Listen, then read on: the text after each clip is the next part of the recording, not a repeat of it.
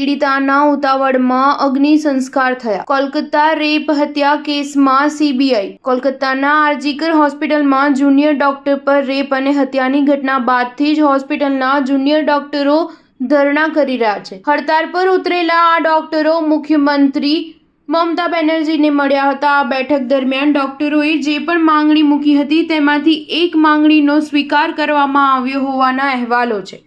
કોલકાતાના કાલીઘાટ વિસ્તારમાં આવેલા મુખ્યમંત્રી આવાસ પર ડોક્ટરો અને મમતા બેનર્જી વચ્ચે 2 કલાક સુધી આ બેઠક ચાલી હતી.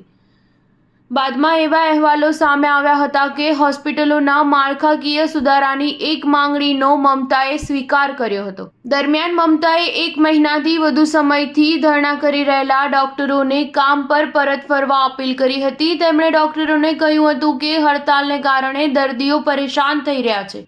મંગળવારે સુપ્રીમ કોર્ટમાં સુનાવણી પણ થવાની છે. સુપ્રીમે ડોક્ટરોને ગત મંગળવારે જ ધરણા સમેટી લેવા કહ્યું હતું, પરંતુ ડોક્ટરોએ આદેશનો સ્વીકાર કરવાની ના પાડી ધરણા શરૂ રાખ્યા હતા.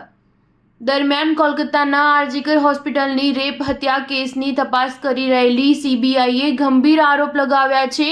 સીબીઆઈએ દાવો કર્યો છે કે ઉતાવળમાં જ પીડિતાના અગ્નિ સંસ્કાર કરવામાં આવ્યા હતા. એટલું જ નહીં, કોલકાતાના પોલીસ અધિકારી અભિજીત મંડલે આરોપી સંજય રોયને બચાવવાનો પ્રયાસ કર્યો હતો. સીબીઆઈએ મંડલની શનિવારે ધરપકડ કરી હતી, જેમની હાલ પૂછપરછ ચાલી રહી છે. સીબીઆઈનો દાવો છે કે ક્રાઇમ સીનની વિડીયોગ્રાફી પણ કરવામાં આવી નથી. જ્યારે હોસ્પિટલના ડોક્ટરોએ પણ પૂર્વ પ્રિન્સિપલ સંદીપ ઘોષ પર પુરાવાનો નાશ કરવાનો આરોપ લગાવ્યો છે. સંદીપ ઘોષ સામે હોસ્પિટલમાં નાણાકીય ગેરરીતિની તપાસ ચાલી રહી છે.